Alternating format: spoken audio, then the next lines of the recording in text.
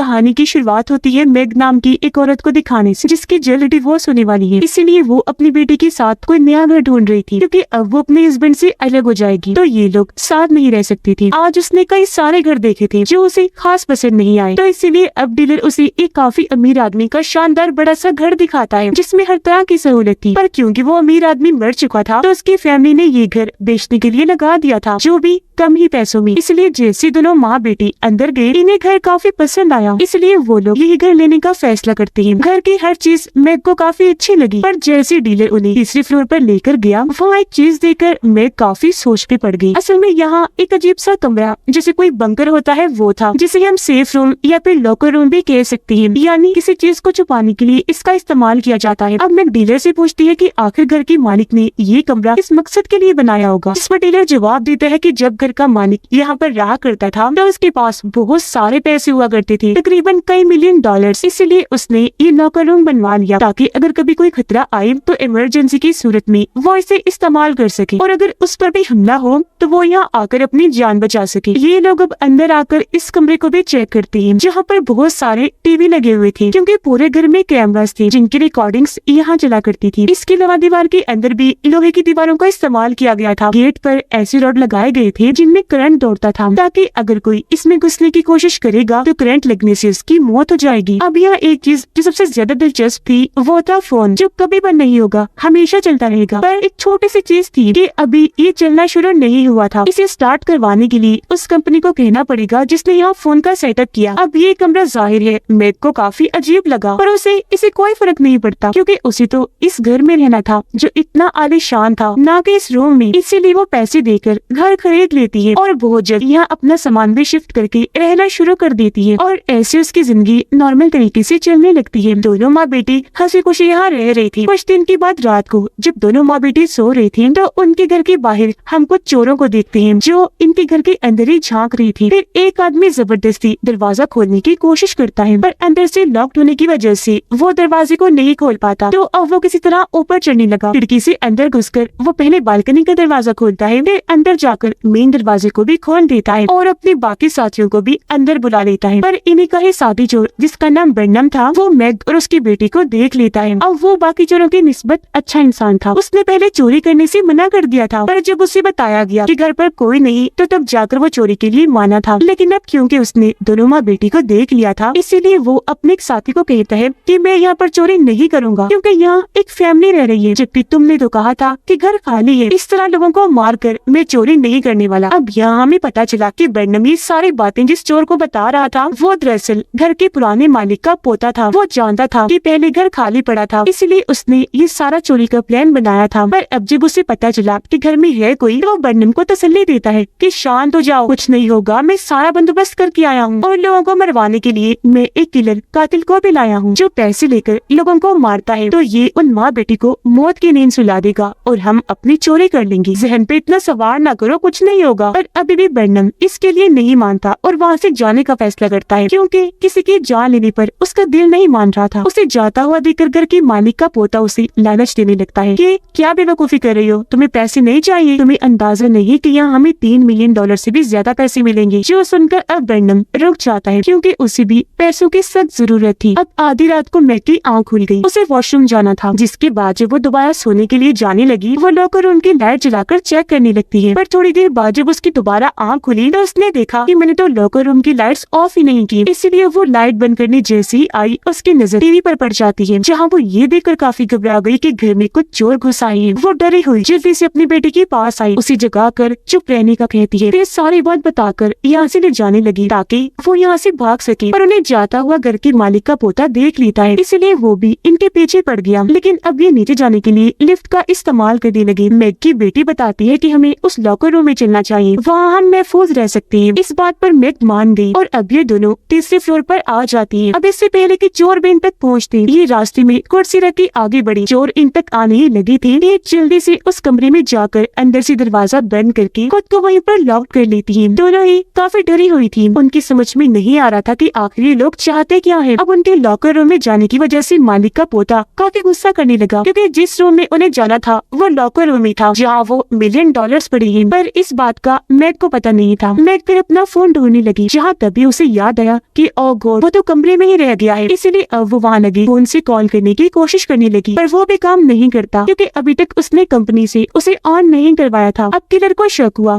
वो उनसे कहता है कि कहीं उसने पुलिस को कॉल तो नहीं कर दी, अगर पुलिस यहाँ आ गई तो हम सब पकड़े जाएंगे। जिस पर बर्नम कहता है कि नहीं, ऐसा नहीं हो सकता, क्योंकि इसके लिए पहले उसे वो फोन ऑन करवाना था जिसके लिए उसे हमारी कंपनी में कॉल करनी थी, क्योंकि वो फोन जिस कंपनी का था बर्नम वही काम करता था और उसे इस घर की कोने कोने का पता है। पर वहाँ मैग को एक ऐसा बटन मिलता है जिसे दबाने पर वो पूरे घर के स्पीकर में बोल सकती थी। इसलिए वो चोरों को कहती है कि मैंने पुलिस को कॉल कर दी है, वो जल्द आती होगी। पर मालिक का पोता पेपर पे लिख के कैमरा की तरफ करता है। उसने लिखा था कि तुम ऐसा नहीं कर सकती क्योंकि फोन तो चालू ही नहीं है। ये देखकर मैं काफी हैरान रह गई कि इसे कैसे पता चला। फिर वो स्पीकर पे कहती है कि अच्छा, तुम्हें जो चाहिए वो तुम लोग लो और फौरन यहाँ से निकल जाओ। जिस पर मालिक का पोता फिर लिख के बताता है कि जो हमें चाहिए वो तो उसी लॉकर रूम में है, तो तुम लोग वहाँ से निकल आओ, हम वादा करते हैं कि तुम्हें कुछ नहीं करेंगे। जिस पर मैग कहती है कि ऐसा तो नहीं हो सकता क्योंकि मुझे चोरों पर भरोसा नहीं, तुम लोग जब मर्जी तक खड़े रहो, मैं और मेरी बेटी तो यहाँ से बाहर नहीं आने वाले। अब ये सुनकर मालिक का पोता बर्नम से कहता है कि तुम हमें ऐसा कोई रास्ता बताओ जिसके जरिए हम उस रूम में घुस सके। बर्नम जवाब देता है कि भाई ऐसा कोई रास्ता नहीं है जिसके जरिए हम घुस सके, सिवाय अंदर से। जब तक कोई अंदर से ना खोले हम नहीं जा सकते। पर यह मालिक के पोते को एक आइडिया आया। वो उस रूम के फर्श को तड़वाने लगा जिस पर वो रूम बना हुआ था जो यहाँ की छत थी, जो देखकर बर्नम उसे कहता है कि तुम ये बेवकूफी कर रहे हो। सालों से मैंने इस तरह के कमरे देखे और इनके बारे में सुना, अगर इसे तोड़ना इतना ही आसान होता तो क्या लोग इसे अपने घरों पे बनवाते। उसकी बात ठीक भी थी क्योंकि जब भी पूरा फर्श तोड़ लेते हैं तो इन्हें उसके अंदर स्टील की दीवार दिख गई जिससे भी ये तोड़ने की कोशिश तो करते हैं लेकिन तोड़ नहीं पाते। अब ये तोड़ने की आवाज उन दोनों ने भी सुन ली थी जिस वजह से मैं घबरा रही थी, लेकिन उसकी बेटी समझाती है कि मोम, आपको डरने की कोई जरूरत नहीं है, जब तक हम इस रूम में हैं बिल्कुल महफूज हैं क्योंकि इसे डिजाइन ही इस तरह किया गया है। पर मालिक के पोते को फिर से एक फजूल सा आइडिया आया। वो कहता है कि हम उस कमरे में जाने वाली पाइप में जहरीली गैस छोड़ देते हैं, इससे होगा ये कि दम घुटने की वजह से वो दोनों बाहर आने पर मजबूर हो जाएंगे। सभी इस प्लान पर राजी हो गई। जल्दी जहरीली गैस का सिलेंडर लाते हैं और उसकी पाइप को रूम की पाइप से जोड़ देते हैं, जिसके कुछ ही देर बाद पूरे कमरे में गैस फैलना शुरू हो जाती है। पर तभी मैग की बेटी कमरे में पड़े हुए 2 बैग्स खोलती है जिसके अंदर जरूरत का बहुत सारा सामान था जिनकी मदद से ये खुद को बचा सकती थी। इन्हें 2 फायर जैकेट्स मिलती है जिनकी मदद से ये आग से बच सकती है। मैग और उसकी बेटी इस जैकेट को पहन लेती है, जिसके बाद मैग उस पाइप में लाइटर से आग लगा देती है जिससे वहाँ धमाका हुआ और मालिक के पोते का हाथ और मुंह जल जाता है। साथ ही वहाँ काफी चीजें भी गिरकर इधर उधर बिखर गई थी। अब इस सब की वजह से मालिक का पोता काफी गुस्सा हो जाता है क्योंकि उसका सारा प्लान उसी पे भारी पड़ गया। वो अपना कंट्रोल खोते हुए जोर जोर से चिल्लाने लगा कि भले मुझे पैसे मिले या ना मिले लेकिन मैं तुम दोनों को नहीं छोड़ूंगा। अब मैग की बेटी उन बैग्स में से और चीजें ढूंढने लगी जहाँ पर उसे एक टॉर्च लाइट मिलती है। साथ ही रूम में एक बड़ा सा पाइप था जिसके सुराख से सामने वाला घर नजर आ रहा था। उस रास्ते के जरिए मैग की बेटी टॉर्च की लाइट को सामने वाले घर की तरफ मारती है, इस उम्मीद के साथ कि शायद वहाँ का मालिक हमें देख ले। ऐसा हुआ भी, घर का मालिक उठ गया जिसे देखकर ये दोनों जोर जोर से चिल्लाने लगी। पर फासला और ये जगह तंग होने की वजह से वो इनकी आवाज नहीं सुन पाता। उसे ये नॉर्मल लाइट भी लगी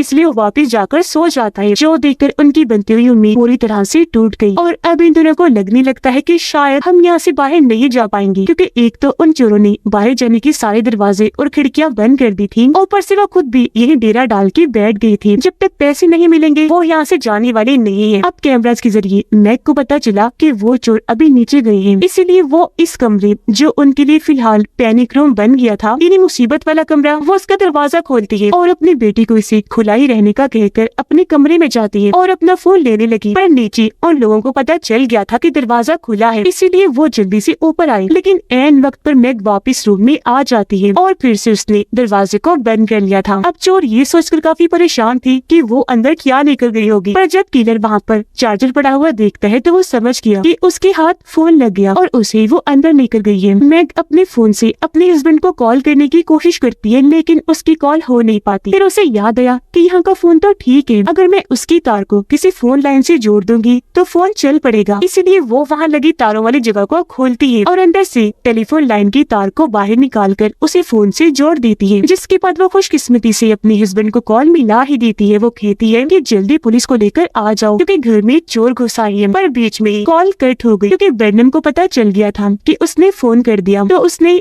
मेन लाइन काट दी थी। अब तक मालिक की पोते ने भी हार मान ली थी। वो कहता है कि मैं तो यहाँ से जा रहा हूँ, क्योंकि चेहरा झुलसने की वजह से उसे तकलीफ हो रही थी, उसे जाना ही था। पर जाते जाते वो कहता है कि यहाँ हमारी सोच से भी ज्यादा पैसा है। जो सुनकर किलर उसे गोली मारकर उसकी जान ले लेता है, ताकि बाहर जाकर वो ये बात किसी और को न बताती। अब ये देखकर मैग और उसकी बेटी काफी डर जाती है। इतनी ही देर में दरवाजे की बेल बजी। वहाँ पर जो कोई भी था ये उसे अंदर ले आए। पता चला कि ये मैग का हस्बैंड है, जो पुलिस को साथ नहीं लाया। उसने खुद ही आना ठीक समझा, पर बेचारे ने गलती कर, क्योंकि अंदर लाते ही किलर उसे पीटने लगता है। फिर वो बर्नम को कहता है कि इससे पूछो कि ये कौन है। अब जब बर्नम ने उसकी आईडी चेक की तो उसे भी पता चल गया कि ये मैग का हस्बैंड है। अब यहाँ किलर की जहन पर लालच और खून सवार हो गया था, इसलिए वो यहाँ बर्नम को गन पॉइंट पर कर लेता है और उसे कहता है कि मुझे कैसे भी करके उस कमरे में लेकर चलो, वरना मैं तुम्हें भी गोली से मार दूंगा। पर बर्नम उसे कहते हैं कि तुम बेशक जो मर्जी कर लो, अंदर जाने का रास्ता जब नहीं है तो नहीं है, हम कैसे जाएं? जिस पर किलर कहता है कि कोई बात नहीं, ठीक है। अब मुझे एक आइडिया आ गया है। वो मैग के हस्बैंड की आईडी को लेकर कैमरा के सामने करता है, फिर उसे भी सामने लाकर मारने लगता है, ताकि ये देखकर वो दोनों बाहर आ जाएं। अब ये देखकर दोनों माँ बेटी को बहुत दुख हुआ। वो घबराते हुए रोने लगी। पर यहाँ मैग के लिए एक दूसरी मुसीबत आ गई। तभी उसकी बेटी को दौरा पड़ने लगा, क्योंकि उसे एक बीमारी थी जिसकी दवाई अगर उसे ना दी गई तो वो मर भी सकती है। मैं घबरा गई कि क्या करूं, क्योंकि उसकी बेटी की हालत बिगड़ती जा रही थी। तभी वो कैमरा में देखती है कि बर्नम और किलर की आपस में लड़ाई हुई थी, जिसे घसीटकर बर्नम नीचे ले जा रहा है। वो सोचती है कि यही सही मौका है, मैं दवाई ला सकती हूँ। इसीलिए वो बड़ी होशियारी से दरवाजा खोलकर कमरे में आई और देखती है कि उसका हस्बैंड जख्मी हालत में बेड पर पड़ा हुआ है। वो जल्दी से जाकर दवाइयाँ उठा लेती है। इससे पहले यहाँ से निकलती वो अपने हस्बैंड के कपड़ों में किलर को देख लेती है, क्योंकि उन्होंने कपड़े अदली बदली कर लिए थे ताकि मैग उनके जाल में फंस सके। कुछ हद तक ऐसा हो भी जाता है, क्योंकि जब मैग लॉकर उनके पास छुपी हुई थी तो तभी किलर उसे देख लेता है और कहने लगा कि तुम्हारा अब कुछ नहीं हो सकता, खुद को हमारे हवाले कर दो वरना हम तुम्हारी जान ले लेंगे। पर यहाँ मैग को किसी बात की परवाह नहीं थी, उसे बस अपनी बेटी को बचाना था। इसलिए वो सामने आकर उसे धक्का मारती है और लॉकर रूम में जाने के लिए ऊपर की तरफ भाग जाती है। पर वो जैसे लॉकर रूम के दरवाजे के पास पहुंची, वहाँ उसे बर्नम खड़ा हुआ दिखता है और पीछे से तब तक किलर भी आ गया था। यानी अब वो फंस गई थी, ना आगे जा सकती थी और ना ही पीछे। फिर तभी किलर उसे उठाकर डोर फेंक देता है, जिस बीच दवाइयाँ भी उसके हाथ से छूटकर दूर जाके गिरती है। इस चीज का फायदा उठाकर वो दोनों लॉकर रूम के अंदर चले जाते हैं। मैग बाहर ही रह गई, जिसके पास गन थी, और वो शूट ना कर दे इस डर से बर्नम दरवाजे को बंद करने लगा। पर पहले ही मैग ने अपनी बेटी की दवाइयाँ अंदर फेंकी थी, जिसके फौरन बाद बर्नम दरवाजे को बंद कर देता है। लेकिन जल्दबाजी में किलर का हाथ दरवाजे के बीच में फंस गया, जिस वजह से उसे दर्द हो रही थी और वो दरवाजे को खोलने का कहता है। बाहर तब तक मैग ने भी गन उठा ली थी। बर्नम किलर को कहता है कि मैं दरवाजे को नहीं खोल सकता, मैग के पास गन है, अगर हमने दरवाजा खोला तो वो हमें शूट करके मार देगी। उनकी ये बातें सुनकर मैग गन का रुख दरवाजे की तरफ कर देती है। उसे अपनी बेटी की फिक्र हो रही थी, इसलिए वो उन्हें कहती है कि मेरी बेटी को दवाई दे दो, मैं वादा करती हूँ तुम्हें कुछ नहीं करूँ, पर अगर तुमने ऐसा ना किया तो बाहर तो तुम लोगों ने आना ही है, मैं फिर तुम्हें छोड़ूंगी नहीं। ये सुनकर बर्नम उसे कहता है कि ठीक है, पर पहले तुम नीचे जाओ। और अब जैसे मैग नीचे गई, बर्नम दरवाजे को खोल देता है ताकि किलर का हाथ छूट सके। उसे आजाद करवाते हुए मैग की बेटी को दवाइयाँ देने लगा। कहता है कि तुम्हारी जैसी मेरी भी एक बेटी है, पर मैं ये सारा काम किसी मजबूरी की वजह से कर रहा हूँ। मुझे धमकाया गया था कि अगर मैंने ऐसा ना किया तो वो लोग मेरी बेटी को मार देंगे। अब तभी दरवाजे पर दस्तक हुई, या और कोई नहीं बल्कि पुलिस थी, जिसे आने से पहले मैग के हस्बैंड ने कॉल कर दी थी। पर यहाँ मैग उनसे सच छुपाती है, कहने लगी कि यहाँ तो सब ठीक है, आप लोग वापस चले जाएंगे। ये सुनकर ऑफिसर कहता है कि अगर तुम्हें कोई डर है, किसी दबाव की वजह से ऐसा कह रही हो, तो हमें बस पलक झपक के इशारा कर दो, हम समझ जाएंगे। पर वो ऐसा कुछ नहीं करती, क्योंकि पुलिस का अंदर आना खतरे से खाली नहीं था। वो अपनी बेटी को बचाना चाहती, इसलिए पुलिस यहाँ से अब चली जाती है। लॉकर उनके अंदर बर्नम उस तिजोरी को तोड़ ही देता है, जिसके अंदर यहाँ पैसों के कागजात थे, जिनसे पता चला कि यहाँ 3 मिलियन से कुछ ज्यादा नहीं बल्कि 22 मिलियन डॉलर है। ये उन कागजात को लेकर यहाँ से जाने ही वाले थे कि तभी उनका सामना मैग के हस्बैंड से हो जाता है, जिसके पास गन थी। उसके निशाने पर बर्नम था, जबकि किलर ने उसकी बेटी को पकड़ा हुआ था बंदी बनाकर। वो कहते भी है कि डैड इन्हें कुछ मत करना वरना ये मुझे मार देंगे, पर उसके डैड कहते हैं कि मेरी बेटी को छोड़ दो, मैं भी तुम्हें छोड़ दूंगा। अब तभी पीछे से मैग किलर के सर पर हथौड़ा मारती है, जिससे वो नीचे जाके गिरता है, पर अभी भी जिंदा था। जबकि मौका पाकर बर्नम यहाँ से बाहर भाग गया। किलर दोबारा उठकर अंदर आने लगा, जिसे देखकर मैग का हस्बैंड उस पर गोलियां चलाने लगा। गोलियों की आवाज बर्नम ने भी सुन ली थी। उसे बच्ची की फिक्र थी, वो सोचता है कि इस गोलीबारी में उसे न कुछ हो जाए, इसलिए वो वापस भागकर अंदर आ गया। देखता है कि मैग की बेटी निशाने पर है और किलर उसे मारने ही वाला है, पर पहले ही वो उसे शूट करके मार गिराता है